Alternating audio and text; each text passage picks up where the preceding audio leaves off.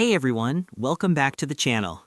In today's video, I'll walk you through step-by-step how to create and customize knowledge-based articles in Hubspot so you can help your team and customers find answers faster.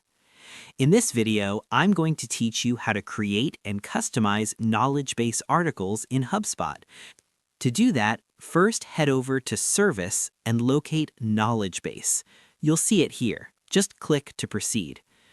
Click Create Article to start a new one. Once opened, you'll see the editor. Input the details you need. For example, to change the question the article answers, click the pencil icon. Let's input how to change password. Save that, and it will update automatically. You can also add a subtitle and start writing your content. For example, type change password and then input the actual knowledge base content you want to include. Once done, save the article, it auto-saves as well, and you'll be able to find it directly in your knowledge base. And that's all for today.